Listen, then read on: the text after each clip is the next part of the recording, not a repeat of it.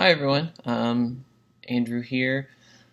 For this week's exercise, we're looking at unique or interesting or moments of the birth narrative of Jesus, and trying to provide something that would kind of create some tension and maybe get people to think about that a little differently.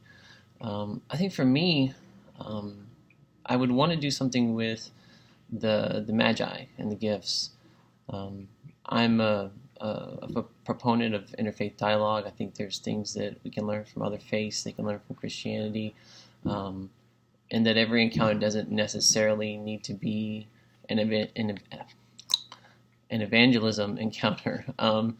So I think what I would do is, as I was kind of been thinking through this, I would want to have um, some perhaps some artists from some other faiths. I'd want them to kind of take their medium, be it painting or sculpture or even poetry or something, and kind of just talk about their impressions of Christianity and who Jesus is to them and how they see and understand. Is there something that they take away from Jesus, be it wisdom, the wisdom, whether they believe in that he's Messiah, Son of God, or there's some other thing that they take or appreciate from Jesus or from the Christian tradition.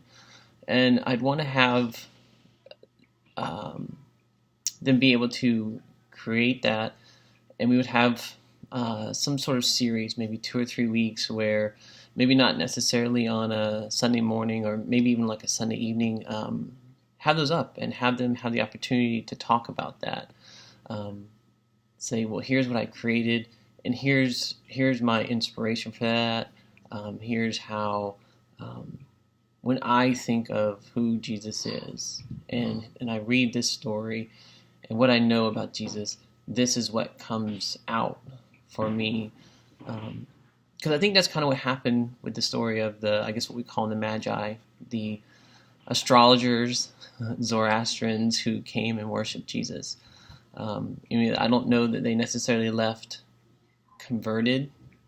We do see that they worshipped, but I think that would be an interesting way of getting some other perspectives, because I think sometimes in our churches we get really constrained about what is an appropriate expression of what it means to be a Christian, believe in Jesus, and have these very orthodox beliefs. And I think that would be a moment to shake things up a little. And hopefully we'd have the opportunity to perhaps do something similar in other congregations or other faiths congregations as well. So yeah, I mean, of course, I think this would open up the space to like the tension that we were talking about, creating the tension, looking at things from different, fresh eyes. Um, so yeah, in terms of what could this possibly shut down, I would say, of course, there's going to be people who are really sensitive and they're not going to be open to that. They're any kind of it for some people they're not going to care what other faiths think about Christianity or about Jesus in particular because it's just going to be wrong.